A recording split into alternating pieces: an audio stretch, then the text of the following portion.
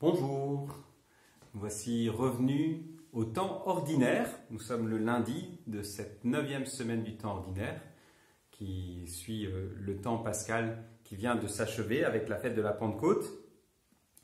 Et donc nous reprenons avec cette couleur verte qui est la couleur de l'espérance, qui est aussi la couleur de l'Esprit Saint, puisque l'Esprit Saint est donateur de vie.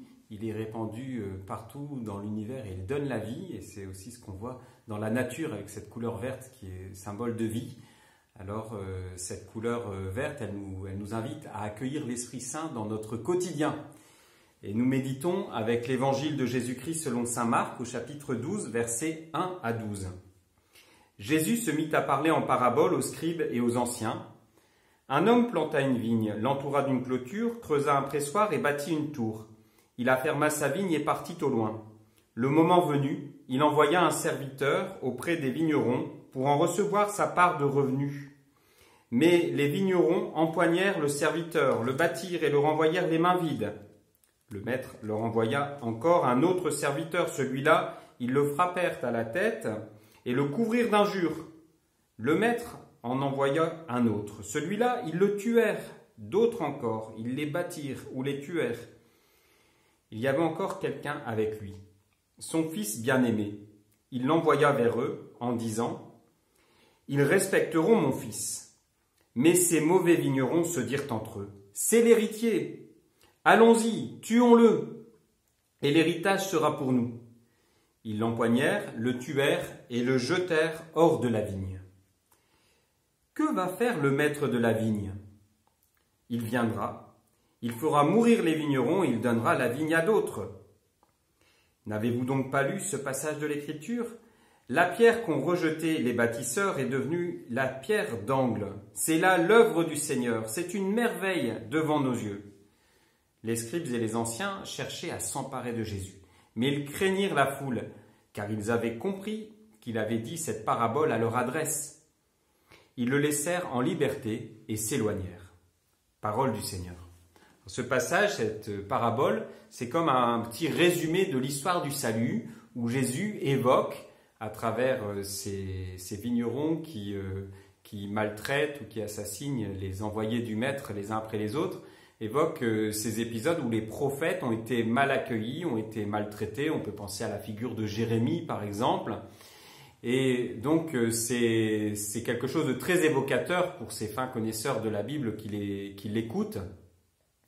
Et ce qui est étonnant, c'est que effectivement, après le dernier qui est envoyé, c'est le fils bien-aimé du maître de la vigne, le fils du père, et Jésus se situe comme ce fils bien-aimé.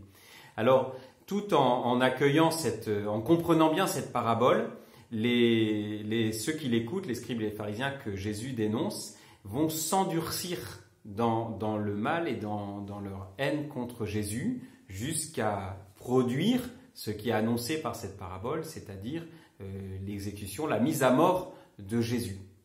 Et c'est quelque chose de mystérieux à travers l'histoire des hommes de constater cet endurcissement dans le mal. Et c'est un avertissement pour nous aussi. Dans quelle mesure il ne nous arrive pas, nous aussi, quand on est en tort, de nous endurcir dans le mal et dans notre tort. Et donc c'est quelque chose dont on doit se méfier beaucoup, et souvent dans nos réactions, on se surprend à avoir tort et s'endurcir dans notre tort.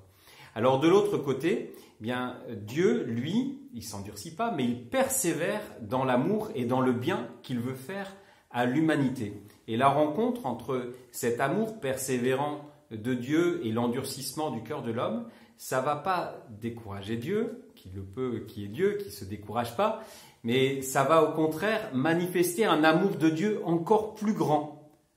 Un amour de Dieu immense que l'homme ne pouvait pas soupçonner dans le don que Jésus a fait de sa vie sur la croix.